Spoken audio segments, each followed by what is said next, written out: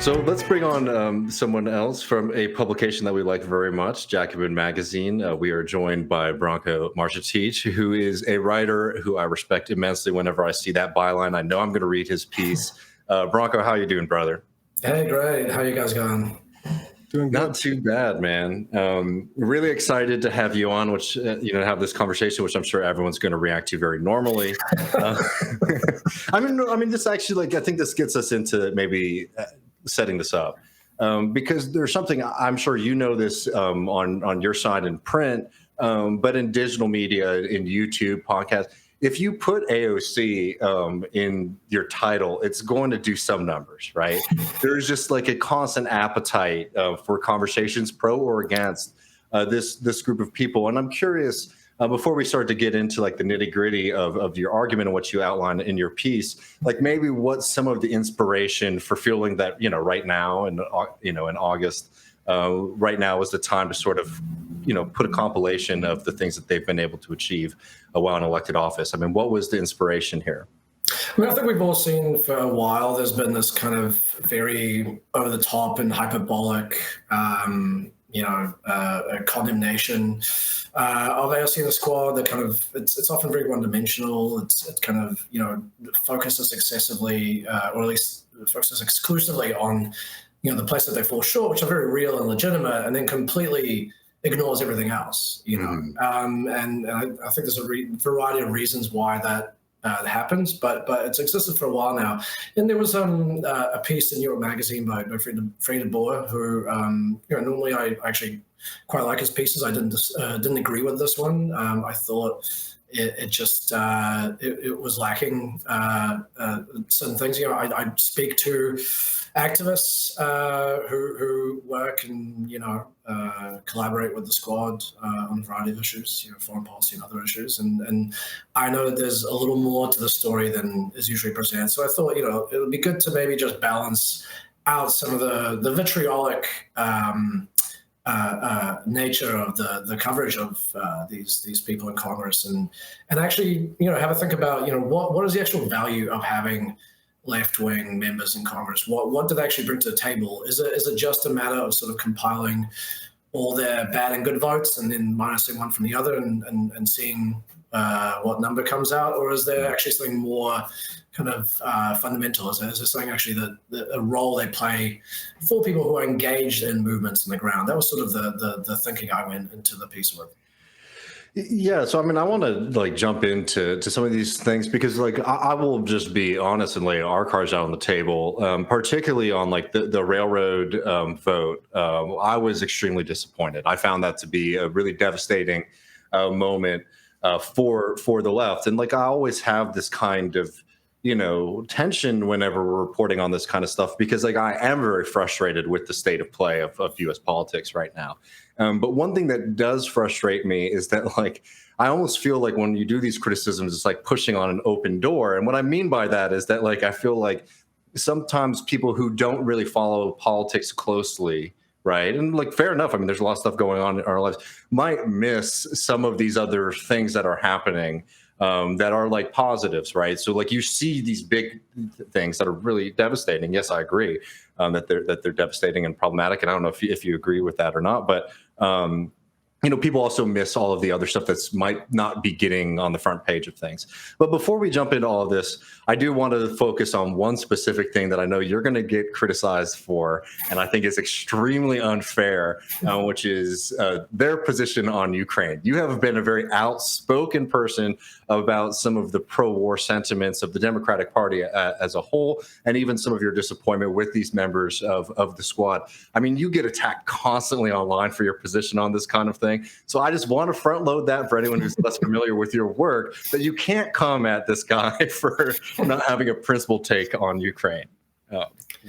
Well, I appreciate that. Yeah, I mean, I think there's a lot to criticize about the squad's, and not just the squad. I mean, I think, I've been particularly disappointed with Sanders. I think he put out a very smart and reasonable and sensible op-ed in The Guardian just before war started, basically saying, yes, obviously, the Russian government is bad in innumerable ways, and anything they do if they invade this country will be criminal and terrible and everything. But also we have to understand, the relationship of NATO expansion and how that kind of elicits or helped elicit that kind of response. And we have to look at, use a little bit of strategic empathy and put ourselves in Russia's shoes. What would happen if Russia or China had a military alliance with Mexico, for instance, so on and so forth, right? So it was a pretty good op-ed. Since then, he's really gone quiet. And I think, you look at Sanders' career, it very much tracks with how he operates. He's very strategic around what issues he decides to be publicly outspoken on. And obviously right now, the political climate, the kind of discourse is absolutely crazy. And clearly he's decided that it's not worth it. But I think, you can support arming Ukraine. You can support sending all these weapons and military aid to the country.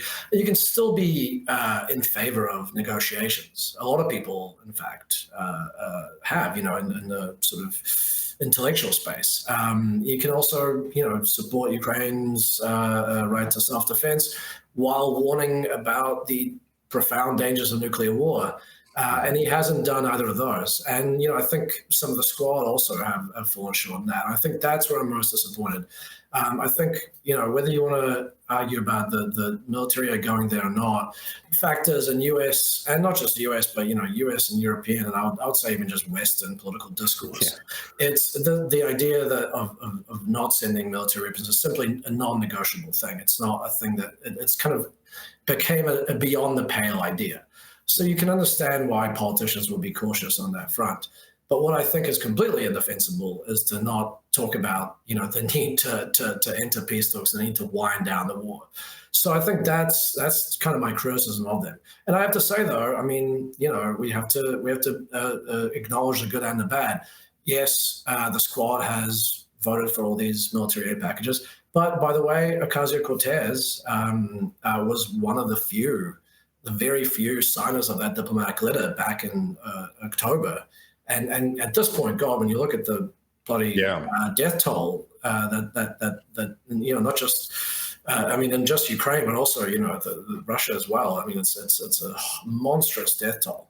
All those lives could have been lost if we had just, could have been saved, if we had just listened to them. But she was one of the few people that stood by that letter. Most people basically tucked their tail between their legs in the wake of that backlash and said, this is completely wrong. I'm so sorry that we ever suggested that the war should end.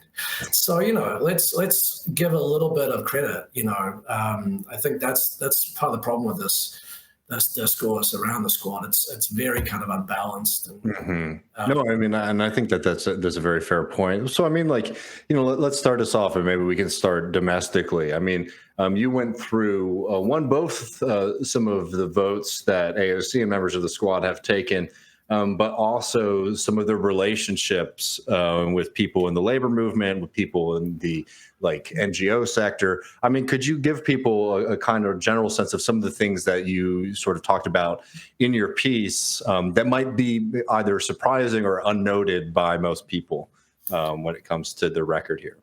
Sure. I mean, Sarah Nelson, for instance, the president of the Flight Attendants Union, she said to me, AOC was one of the few people that came to her office when she was elected and wanted to hear from her. I think was there for 2 hours talking to her about what she wanted, what her priorities were, and they've stayed in touch apparently, her office and the FAA, they work with, not the FAA, but, they work with the, work together on the reauthorization of the FAA. So to try and get the union's priorities into the bill. There was a Housing Justice for All activist I spoke to who spoke about the importance of AOC and other squad members, but particularly AOC in pushing some of their priorities at the state level. Because, it's not as satisfying to talk about because these are often intangible things, but there is a value in the kind of platform that people like AOC have, where they're able to bring attention to issues and legislation that otherwise might not get as much public support or popular pressure behind it. And I mean, that's one of the biggest things that people point out to me. I think people also said to me that what they appreciated was that people were inspired by the squad. Whatever criticism we might have as people who are deeply politically engaged and spend our entire days reading the news and sort of having intense, detailed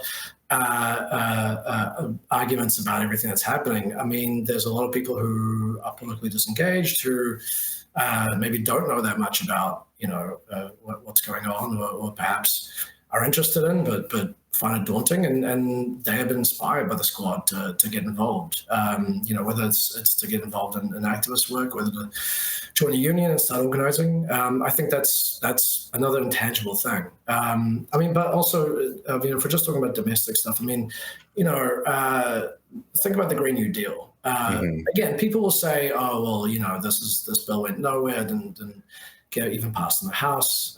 So what did it really do?"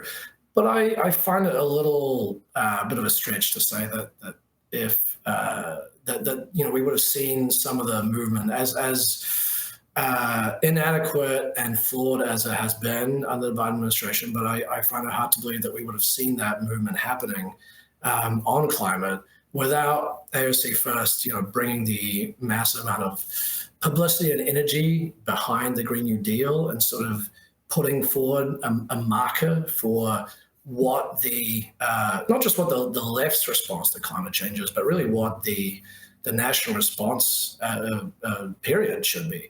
And that bill, even though it didn't pass, I think it had a tremendous effect on the conversation. I think it inspired, it definitely inspired bills at the state and local levels all around the country. It's even inspired, similar efforts in other countries. The UK, for instance, very much modeled some of the stuff it did on climate on that resolution. I can tell you also, when I visited New Zealand, there's similar organizing starting to happen there based on that. It wouldn't be just those two countries, but those are just two examples.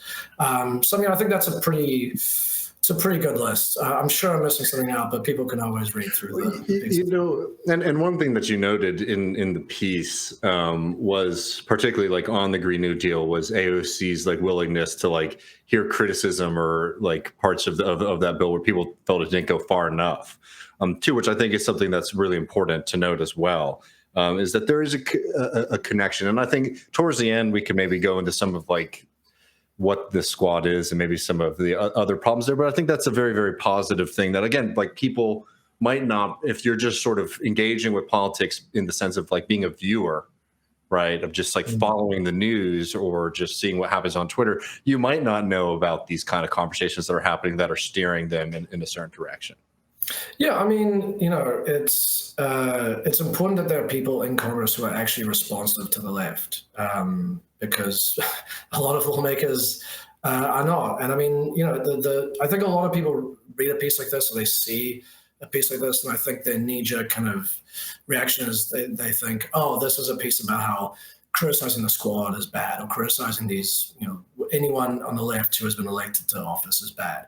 That's not at all. It's actually very important to criticize these people. It's very important to put pressure on them. We want to have them obviously be accountable to movements on the ground and to left-wing organizations. But we also have to kind of put it into perspective. I think it's a good sign that even when the squad has fallen short, they have, I'm not saying it's in every case, but in key cases, including the Green New Deal resolution, including on certain things in Israel, the squad has shown that it is kind of responsive to pressure and criticism of the left. And if you care about the actual practice of translating, socialist ideas into tangible realities, it is good to have people who are conduits for that in power. And I think it's important for us to keep that in mind, rather than kind of devolve into this very pessimistic kind of, I think it's a very despairing outlook. Oh, look, these people are this is all a big waste of time. Why do we even do this? Let's just forget about all of it. Let's just go back to being a talking shop and a social club, that doesn't have any impact on anything. Well, I mean, yeah, I mean, I definitely really want to jump into that more with you, and I'm sorry for keep evading that. But before we get more into that, I did want to sort of turn a little bit to foreign policy, and we've sort of laid out the Ukraine criticism and disappointment here, but there's a lot I think that folks miss. I mean, could you sort of talk about the relationship here with South America and Latin America? Two things. A part of the world that's very important to me. It was something that's very important to Michael. It's something that the left should be caring about, should be very involved in. And it is sort of funny to me how certain things get really buzzy and get covered a lot, and people have strong opinions on. But then, literally, our neighbors, there's a lot of ignorance about what's happening there. I mean, those, particularly when it comes to the Americas, the squad has been fairly effective in pushing back against U.S. aggression, right? Yeah, I mean, look, Ukraine and the war going on there is arguably the most important and dangerous conflict in the world, for sure. But it is not the only thing going on in the world. It's not the only foreign policy issue and question in U.S. politics. Of course, the United States relationship with governments in Latin America is a hugely important question. I mean, the U.S. has a very long history of stamping out left-wing movements in the region, of overthrowing and undermining governments, or simply giving cover and support to really repressive governments. And the squad has played an important role in pushing back against some of that stuff. I mean, one very good example is AOC, I think after Ilhan Omar, was the second congressperson. And probably at this point, probably one of like 10, if even that, to call what happened in Bolivia in 2019 a coup. I think people don't realize that in the US Congress, that is, even after everything that happened on January 6th, which is identical to what they did in Bolivia, even after what we saw in Brazil, which I think most of, at least the Democratic side, acknowledges that was a coup attempt. People don't see the Bolivian example as a coup, and they were very early out the gate saying this is what's happening there is a coup and it is wrong. Now, again, you might say, well, this is just, it's symbolic, it's just rhetoric, it's just a tweet, what have you. But I can guarantee you that if the squad did not say that, if AOC and Omar and Sanders and the others had not said that, do we really think that the people who are, so quick to jump on every bad thing they do would not be denouncing them for that? Of course they would be. And so I think that points to the importance of stuff like this. I mean, just to give a few more examples, AOC at the same time also managed to get an amendment passed through the House banning military aid and crowd control equipment to Bolivia in the wake of the coup. She's done similar things for Peru, and after the removal of its president, its leftist president, and the crackdown on anti-government protests that followed. She's introduced amendments that supported what Colombia's leftist president is doing, trying to end anti-narcotic fumigation that's causing health effects, and that stuff is appreciated by people in the region. I mean, there's a great quote from Eric Spelling, one of the people I talked to for this, where he says, maybe for the people who are just sitting in the United States or somewhere in Europe posting about these people are sellouts, that doesn't matter, but it actually does matter down there, because it signals to either the people's movements in these areas or to repressive governments that, hey, we're actually keeping an eye on what's happening. And if you push things too far, if you do something bad, I mean, the US might actually take some steps to hold you accountable. Yeah, and I will just say, it's very noted, particularly the interventions on Bolivia, which are very important. And I will just say selfishly, I wish a lot of other left media would pay more attention to Bolivia. And also, if there might be a little bit of a reckoning for a lot of people who consider themselves to be progressives, who were saying some pretty nasty things about Evo Morales when the coup started. But they were supporting the Jan 6. Those are flame wars we don't have to draw you into, friend. Before we talk more generally about them, I did want to, there is another kind of elephant in the room when it comes to foreign policy, and that's Palestine. AOC famously, started out pretty strong on the issue and then made a few disappointing statements, and then some votes that people didn't agree with, along with people famously like Jamal Bowman as well. And I'm just curious, how you would sort of respond to those kind of criticisms of their foreign policy in general when it comes to Israel-Palestine. I mean, I think with Israel and Palestine, given what a charged issue is in the United States, and given the massive amount of money that is sloshing around U.S. politics around that issue, specifically around, basically keeping people on the pro-Israel line. It depends from squad member to squad member. AOC has definitely been wishy-washy on it. I mean, you're right, she came up pretty strong. I remember hearing her very early kind of starting to walk some of that stuff back. But you also have people like Ilhan Omar and Rashida Tlaib, who, take enormous amount of flack constantly. I don't even know if I have to really go back through some of those examples, but I mean, like, they have been attacked relentlessly by of course the right and Republicans, but also by their own fellow Democrats over some of the positions that they've taken on Israel and Palestine, positions that aren't even necessarily that particularly radical. But to give AOC her due as well, I mean, yes, definitely the Iron Dome present vote was pathetic and embarrassing, but also she has done things that did involve some serious political risk. I mean, we have to remember that this is in the context of the U.S. political system. So saying things like Israel's an apartheid state, which she did, I think, as early as 2021, if not even earlier, as well as voting. I mean, the squad were the only people to vote against that resolution, saying the absurd resolution that Israel is neither an apartheid nor a racist state. The only sort of Western country in the entire world that has no problem with racism and bridges. But they were the only ones who took it. And I mean, again, you can say that that's just symbolic and unimportant and so on. But then what confuses me is, what's the Iron Dome vote? I mean, that AOC's vote, present, yes, no, whatever way she did it had no impact whatsoever on how it was going to go. It was purely about the principle. So, I mean, if you're going to take that kind of stance on a symbolic vote and say, it's actually really important that she have the right position, then you at least have to take that same position on other symbolic actions where she actually does take the right position. Again, it's just a matter of balance, I think. Right. Yeah, I think that's a really good point. I mean, just to get a bit meta a little bit, like this, a lot of this seems to me, and I think like what Dave and maybe want to zero in at the end is like, maybe we should be a little bit more precious about the label socialist about this. But as far as like, I feel like a lot of this criticisms come from people who are way too precious about voting.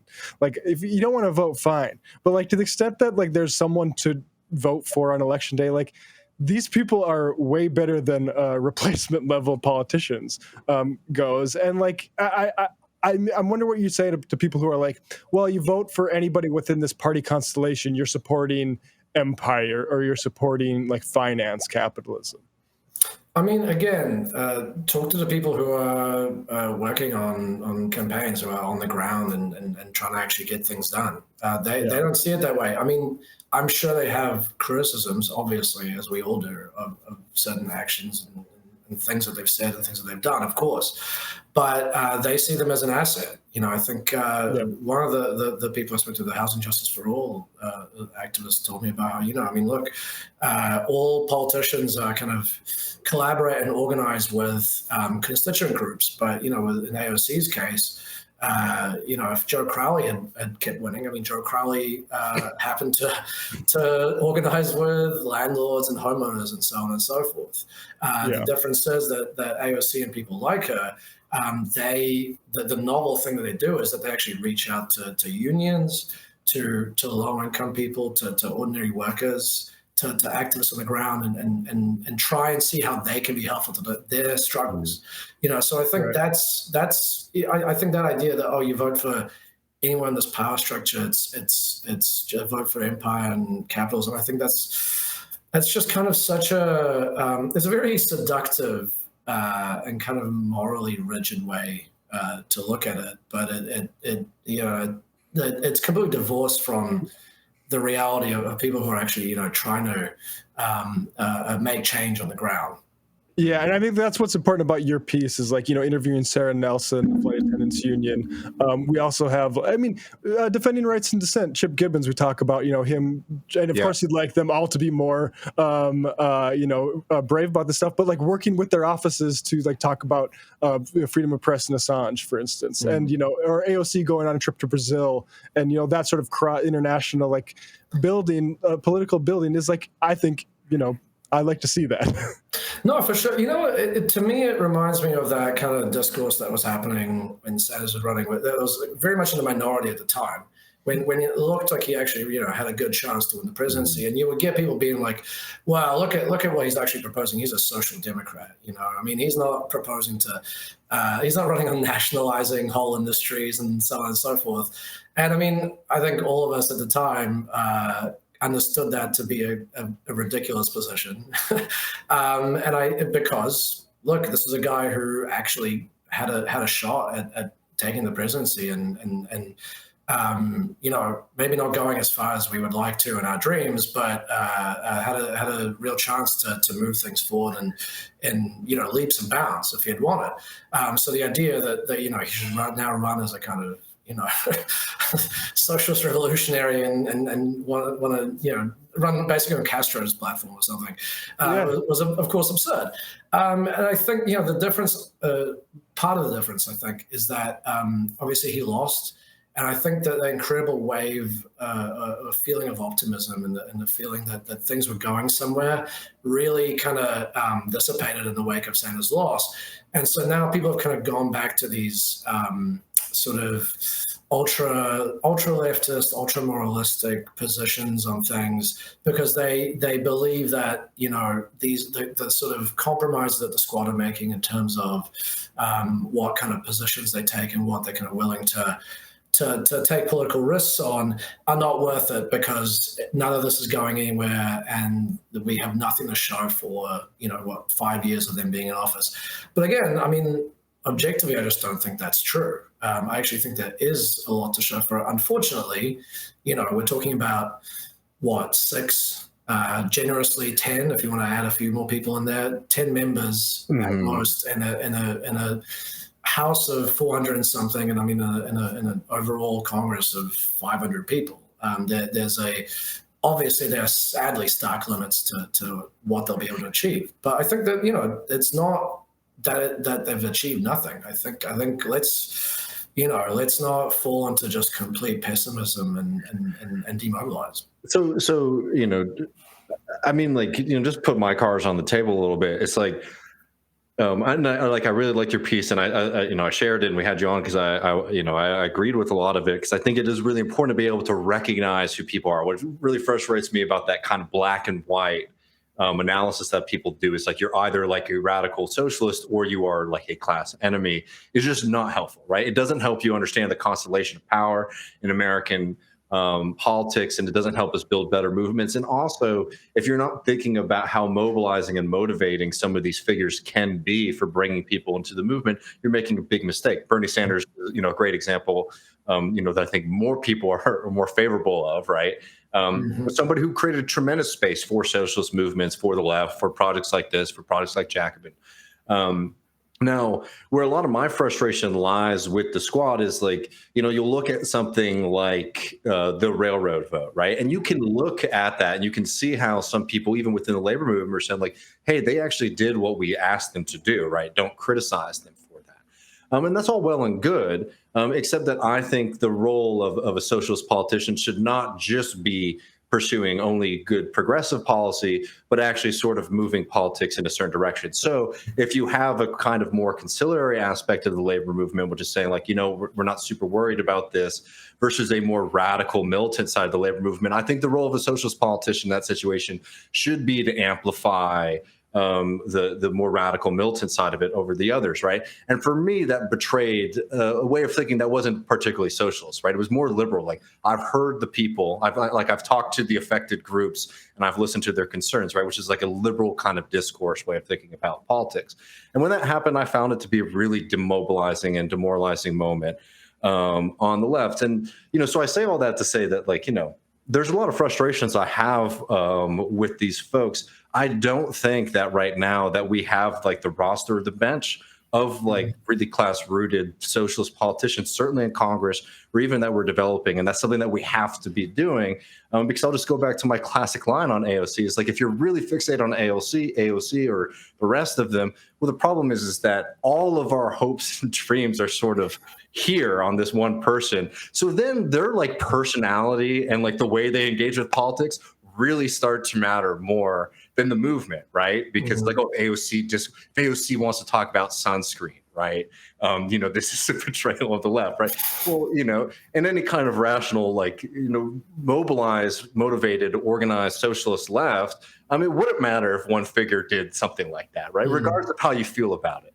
So like, I am of two minds on this, where I don't think it's good to sort of say like everything's dandy and we're good because we have some major media figures and some people elected to Congress who do good things sometimes and don't other times.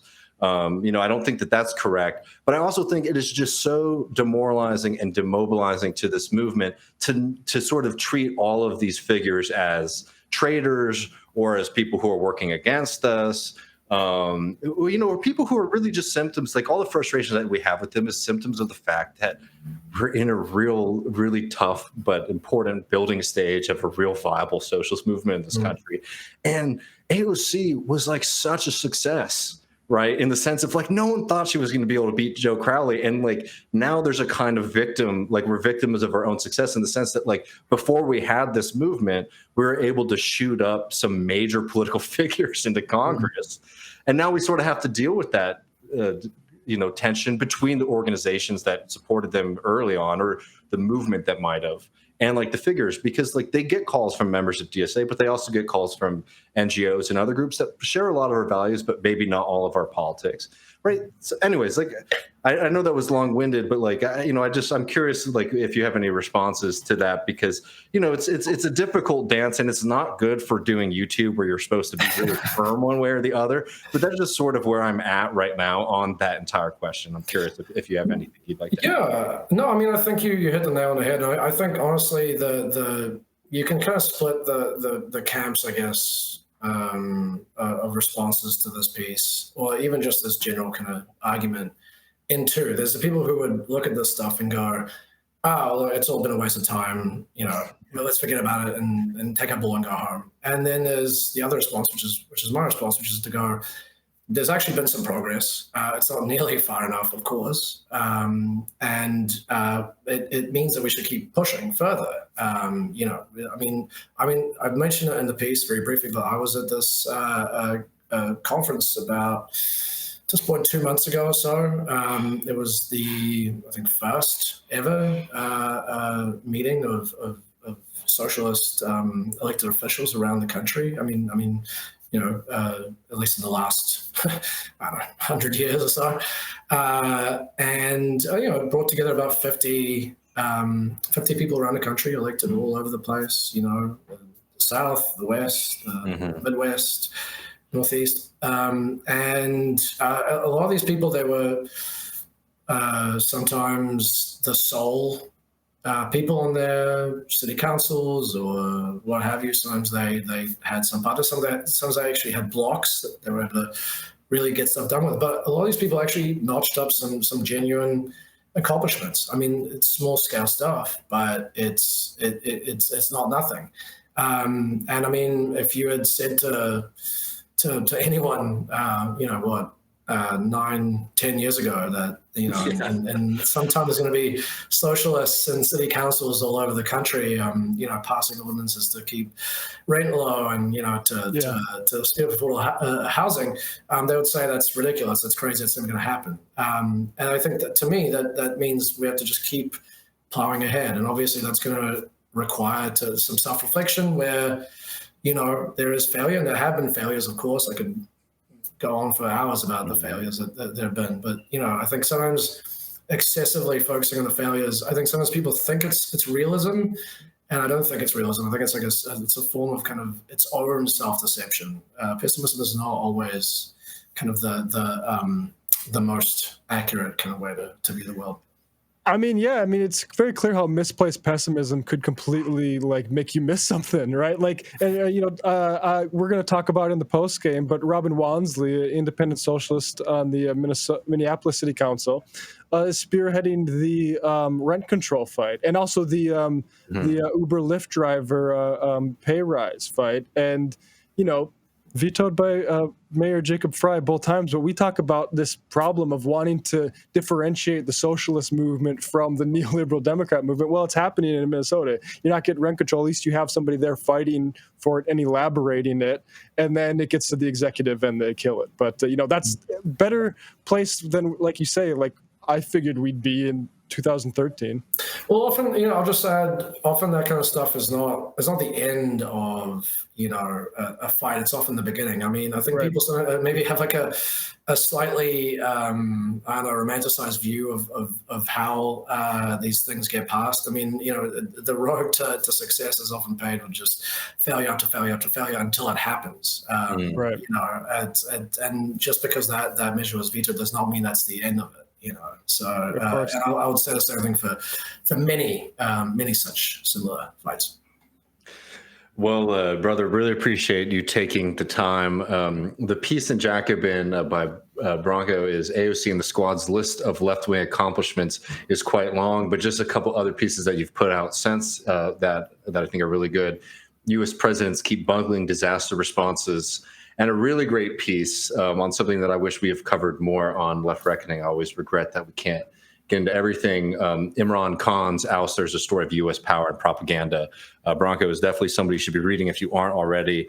Appreciate your time so much, brother, and looking forward to reading your next bit of stuff. Cheers, man. Really appreciate that. Thanks, Branko. Thanks, guys. Yeah, you forgot to even mention the piece on the self-driving cars taking over San Francisco that we're going to heavily crib in the post-game. Yeah, we're going to borrow from his piece as we usually do on this program.